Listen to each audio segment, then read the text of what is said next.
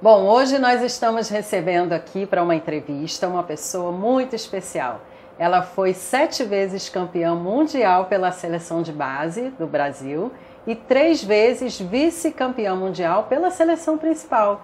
Estamos recebendo hoje a Patrícia Bade. Seja muito bem-vinda, Patrícia. Muito obrigada. Olá a todos aí de casa.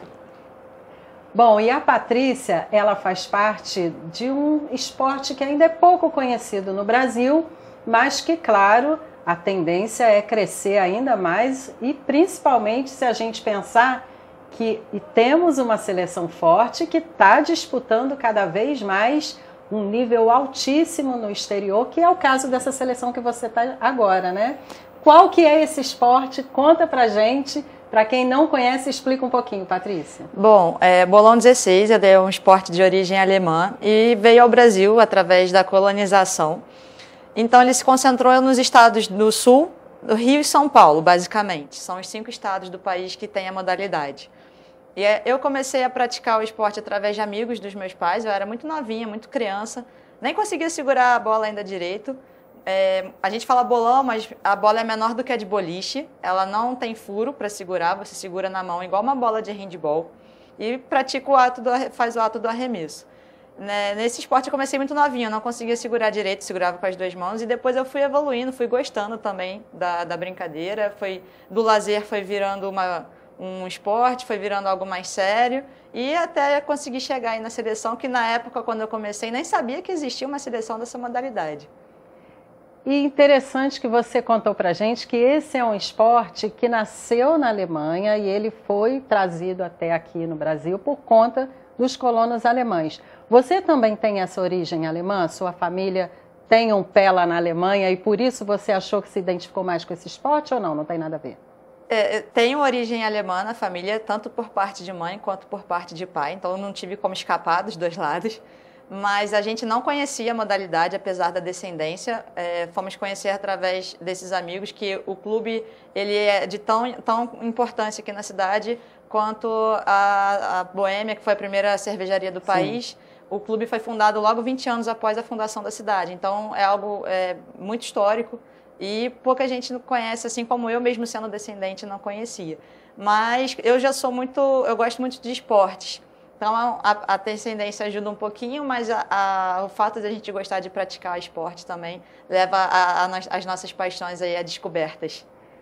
Bom, e a Patrícia, além de atleta, esportista, como a gente está conhecendo um pouquinho a história dela, ela também escolheu trabalhar com esporte profissionalmente, porque você é professora de educação física? Isso, sou profissional da área.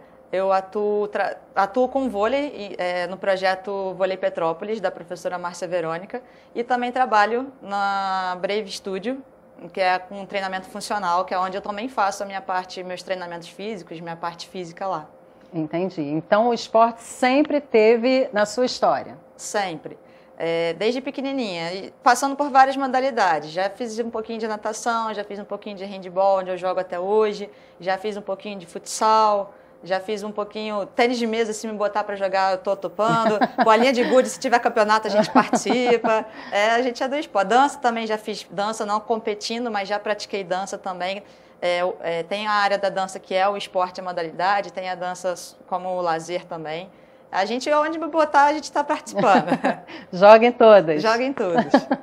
Ô, Patrícia, conta um pouquinho pra gente sobre a sua ligação com o Bolão 16. Você falou que na época não conhecia bem, que isso foi aos poucos. Como que você decidiu a começar a competir nesse esporte que ainda é tão pouco conhecido?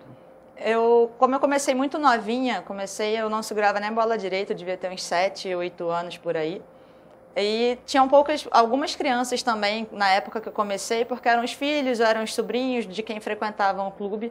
E a gente começou a formar uma amizade, porque a gente sempre frequentava no mesmo... Era o grupo, né? O grupo de sexta-feira que frequentava o clube. Então a gente ia nesse grupo, sempre tinha muito adulto jogando, muita criança jogando e tinha espaço para todo mundo. Uhum. Então a gente começou a participar. Meu pai gostou também muito do esporte, minha família toda gostou, meu pai também gostou.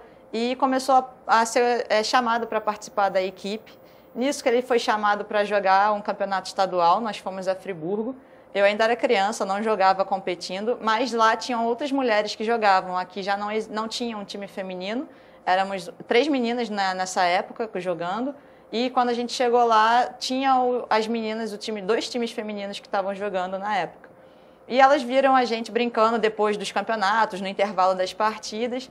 No ano seguinte, nós fomos com uma equipe das crianças participar do campeonato, eles fizeram uma exceção para a gente, né?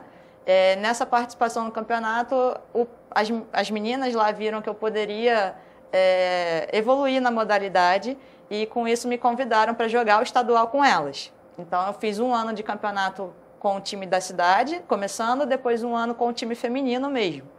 E aí no ano seguinte, aí foi um período, né, 9, 10, quando eu tinha 11 anos, em 2004, essas mesmas meninas de Friburgo me convidaram para o campeonato nacional.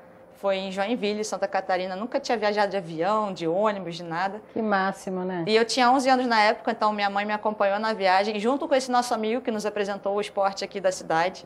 E a gente fez uma festa e, inesperadamente, a gente conseguiu um 3º lugar fora da cidade, que para um time do Rio, na época, era uma conquista muito grande, porque são... o clube, a pista influencia muito no jeito de jogar e a gente sempre teve uma dificuldade de jogar nas pistas do Sul. Então a gente conseguiu um 3º lugar, aquilo me animou, dali eu continuei e não parei mais. Daí em 2004 eu fiz a primeira competição nacional, em 2008 eu tive com 15 anos a primeira convocação para a categoria de base da seleção. É aí que eu queria chegar. Então o grande salto da sua carreira foi a convocação aos 15 anos para a sua primeira seleção brasileira. Isso, exatamente. E foi a seleção de base, né? Foi a seleção de base. Então, em 2008, dia 1º de janeiro, eu nunca esqueço, eu recebi a primeira carta com a convocação da seleção. E a gente fez de tudo possível. Eu era estudante na época, eu tinha 15 anos, 14 para 15, e meus pais moveram mundos e montanhas, a família ajudou, os amigos ajudaram também. E aí eu consegui participar desse primeiro campeonato. Consegui trazer um 3º lugar, participei de outras categorias, mas em só uma consegui trazer medalha, que foi um 3º lugar. Depois nós jogamos o Mundial em 2010, que foi a primeira vez que o Mundial foi organizado no Brasil, foi na cidade de Campo Bom, no Rio Grande do Sul. Nesse Mundial eu ainda estava na categoria de até 18 anos, e onde eu consegui trazer 4 medalhas de ouro, meus 4 títulos, que foram as 4 modalidades que eu disputei. Então, os meus amigos brincaram que eu obtive 100% de aproveitamento. Depois, em 2012, foi o meu 3º Mundial pela seleção de base, onde eu subi de categoria. Eu passei a jogar da categoria de 19 a 24 anos. Nessa nova categoria, a mesma dupla que eu joguei em 2008, que eu conquistei o 3º lugar, nós repetimos a dupla em 2012. Só que em 2012 nós conseguimos ganhar o título, que foi o primeiro título do país fora de casa na seleção da juventude. Então a gente celebrou bastante, foi muito comemorado. Quando a notícia chegou no Brasil, a gente começou a receber muita mensagem durante a competição. Foi o meu 5º título. Em 2014 teve a 4ª convocação, mas eu não obtive nenhum título, consegui medalha, 3º, 2º, mas não obtive título. Em 2016 foi minha última participação, já estava com 23 anos, porém a minha irmã também foi convocada nesse ano para jogar na mesma categoria que eu, que ela já tinha 19. Então, durante os treinos, nós conseguimos jogar a dupla juntas, e foi onde eu consegui conquistar meu 6º título, graças a Deus, com a minha irmã presente. A gente chorou muito, nós celebramos bastante. E nesse mesmo campeonato eu consegui a 7ª medalha, que também foi inédita pela categoria, que foi a dupla mista, junto com um amigo do Rio Grande do Sul. Então foram as 7 conquistas que eu obtive, os 7 títulos da categoria de base. Muito bacana, né, gente? Há umas 3 semanas nós recebemos aqui a Gabi Câmara. Ela é campeã mundial também de jiu-jitsu. E ela é da cidade, ela estava comentando aqui com a gente, junto com o Mauro, que é o professor treinador dela, sobre a dificuldade de patrocínio. Ela tem que arcar com todas as despesas para ir para fora do país, para conseguir algum lugar para ficar, etc. A alimentação a gente sabe que não é fácil, e mesmo assim ela está participando e está conseguindo excelentes resultados, né? Você também passa por esse tipo de dificuldade financeira, dificuldade de patrocínio? É complicado, Patrícia, competir mesmo numa seleção brasileira? Conheço essa dificuldade já há bastante tempo. É normal, principalmente para a minha modalidade, que é pouco conhecida. O jiu-jitsu é uma parte da luta, apesar dele não ser olímpico ainda. a gente sabe que é um pouco mais conhecido, mas eu entendo perfeitamente a dificuldade. Em 2008, com a primeira convocação, passei pela mesma situação, de 2008 para frente, né? Pela mesma situação. Justamente, no meu caso, por ser um esporte pouco conhecido. Então, é difícil das pessoas acreditarem na modalidade, ver matérias e para poder ajudar. Então, a gente sempre promoveu muitos eventos para poder ajudar com a arrecadação, com os custos da viagem, porque é tudo bancado pela gente. A confederação, até o presente momento, não consegue nos ajudar. A única coisa que eu sei que eles fazem de ajuda é pagar a inscrição no campeonato. Sim. A inscrição e as modalidades. Todo o restante é por conta de cada atleta. O uniforme, a alimentação, a estadia, a passagem, tudo é custeado pela gente. Então, a gente sempre defendeu de promover rifas, almoço, ajuda com a família, ajuda com os amigos. Teve um único ano em 2008, foi a primeira vez que eu fui, que eu consegui uma ajuda com a prefeitura. De lá para cá, a gente não conseguiu. E teve um período que o nosso esporte foi reconhecido pelo programa Bolsa Atleta do Ministério do Esporte. Uhum. Então, como a gente conseguia resultados nos mundiais pela seleção, a gente conseguia ter o retorno da Bolsa por um ano. Entendi. Mas depois o programa sofreu cortes e a gente não conseguiu, não conseguiu mais o suporte por não ser mais olímpico. Mas não eram todos os atletas que conseguiam, eram apenas aqueles que iam pela seleção. E quando a gente trazia um resultado geral, não era nem um resultado individual, o Brasil conseguiu ficar em terceiro lugar no geral, aí todo mundo, a gente conseguia fazer o pleitio, que eles chamam, né, ao programa. Sim. Depois dos cortes, a gente não conseguiu mais. E é sempre essa luta. Tanto o jiu-jitsu, qualquer esporte que não seja olímpico, passa por essa necessidade. E acredito que até muitos que sejam também passam, principalmente nos setores da luta, também passam muito por isso, então eu entendo perfeitamente. Isso que eu ia falar, porque inclusive tem alguns atletas de renome, medalhistas já olímpicos, e a gente sabe também da dificuldade deles. Imagino vocês, né, que ainda não estão oficialmente nas Olimpíadas, tem chance de ir? Você acha que tem? Isso é quando eu entrei, a gente tinha bastante credibilidade de que algum dia poderia ser. Uhum. Mas outros praticantes, já há mais tempo, eles falam que desde a década de 80 já rola esse sonho de um dia se tornar olímpico. Uma vez eu até pesquisei para saber, e depende de algumas regras, né? Então, eu não sei se teria que ter em 3 continentes, em 2 continentes, ou ter uma quantidade de países participantes. E nesse processo todo, eu só sei que a gente tem pistas, além do Brasil, na Argentina. Eles conseguiram implementar em Taiwan, mas eu não conheço nenhum campeonato ainda que tenha acontecido lá. E os países da Europa que já participavam, muitos na década de 80 tinham mais pessoas, outros países, depois foi reduzindo um pouquinho. Agora tem algumas pessoas espalhadas voltando com esses países que haviam saído. Mas a gente segue num sonho, quem sabe um dia, né? Pan-americano eu acho um pouco mais difícil, porque só temos 2 países na América do Sul praticando, ou na América de um modo geral. Mas no Olímpico segue um sonho, quem sabe aí as gerações futuras a gente consegue deixar para eles um legado assim. É verdade, está na mão de todo mundo que hoje tem o poder de trabalhar com Bolão 16, né? Cada vez divulgar mais, trazer mais pessoas. Seria bom também voltar a esse tipo de campeonato nas escolas, né? Para que mais e mais crianças começassem a praticar. E quem sabe daqui a uns anos? Nossa, seria um sonho. Nós já temos em Santa Catarina 3 clubes que fazem um projeto de escolinha, sendo que dos 3 clubes, 2 têm parcerias com as escolas municipais da cidade. Porém, Santa Catarina é um estado que investe muito na questão do esporte, porque eles têm o 3º maior evento nacional do país, que são os JASC, os Jogos Abertos de Santa Catarina.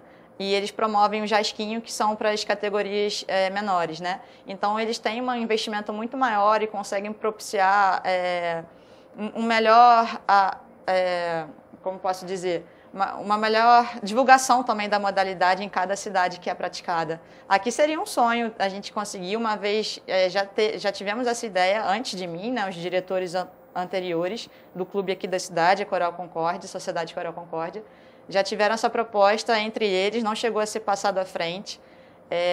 A diretoria passada, nós tentamos fazer alguma coisa, chegamos a preparar uma proposta, mas a gente não conseguiu dar seguimento, porque depende do espaço físico, né? Sim. E é algo muito específico que precisa na cidade, não é igual um jogo de quadra, que é só ter uma quadra, você chega lá e joga uma modalidade. E você pratica até outros esportes naquele espaço, esportes. Né? Lá é algo muito específico, depende da manutenção do maquinário, também que é difícil da gente achar aqui no país. Mas a gente tem essa proposta, quem sabe um dia a gente consegue botar em prática, mas se conseguisse voltar a fazer parte do programa, voltar ou a inserir uma nova modalidade dentro dos Jogos da Cidade, seria muito legal. Seria muito bacana. E a gente vai torcer muito para isso. Você está convocada novamente para o Campeonato Mundial, que acontece em julho, na Alemanha. Exatamente. E como é que está? Você já conseguiu patrocínio? Você está fazendo campanha? Como é que está a possibilidade real de você participar e levar mais uma vez o nome do Brasil ao topo? Eu fiz uma loucura para participar esse ano, porque em função da pandemia, nós tivemos 2 anos de recesso nas modalidades esportivas e eu recebi a convocação em fevereiro para o Mundial, que era em julho. Então é um espaço de tempo muito curto para a gente poder arrecadar o dinheiro. E nós tivemos na nossa cidade, infelizmente, os acontecidos com as chuvas em fevereiro e em março. Então eu optei esse ano por não promover evento, rifa, almoço, nem nada do tipo. Eu criei uma vaquinha no site da internet para quem quisesse contribuir com o valor que quisesse ou que não pudesse contribuir, mas que pudesse divulgar para as pessoas poderem irem conhecendo e ajudando também. Eu fiz essa proposta e a loucura que eu fiz é que a passagem está comprada. O dinheiro das outras coisas não tem lá. A passagem está comprada já. Entendi. O embarque vai ser dia 9 de julho. 9 de julho. E o retorno, eu chego aqui no Brasil dia 23. Se Deus quiser, com a medalha, com o troféu, mais um campeonato. Com certeza, se Deus quiser. A nossa proposta é essa, de fazer o nosso melhor, mesmo tendo um pouco tempo, tanto de organização para a viagem, quanto de preparação da modalidade em si para os treinos, né? Muitos voltaram só esse ano. Agora, Patrícia, como é que a gente faz para te ajudar? Tem um endereço que você possa deixar? De repente a gente pede o pessoal da produção para colocar o endereço aqui da sua vaquinha. Fala pra gente. Tem o link da vaquinha, que já está criado, o evento já está circulando pelas redes sociais também. Tem na própria link da bio também tem, eu coloquei, se eu não me engano, o link da vaquinha para quem quisesse, da bio do meu Instagram. Como é que as pessoas te encontram? Perfil Pat, P-A-T, Hel, H-E-L 9. É o meu perfil no Instagram, o link da vaquinha está lá na bio também, para quem quiser ajudar. E eu deixei meu perfil aberto porque tem algumas imagens sobre a modalidade e tem algumas curiosidades também que eu já tinha deixado para quem quiser conhecer um pouquinho mais, para ajudar a divulgar ou ajudar a conhecer ou mandar uma mensagem para conhecer o esporte. Também está tudo aberto lá, tanto o Facebook, o Instagram quanto o Facebook. O Facebook, meu nome é Patrícia Helena Cunha Abade.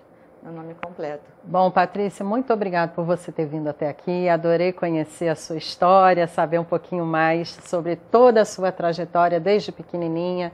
Te desejo muito sucesso. Conta com a gente para divulgar tanto a sua vaquinha quanto o seu trabalho também fora desse campeonato, que eu acho que você tem uma trajetória longa também daqui para frente. Como incentivadora desse esporte. E eu espero que você volte aqui em julho com medalha para a gente mostrar para o público, que certamente vai torcer muito por você. Eu agradeço a oportunidade, que é difícil, né, a gente conseguir hoje. E pode esperar que eu vou trazer medalha para vocês. A ideia é sempre o primeiro lugar. Segundo lugar, para quem compete, não existe.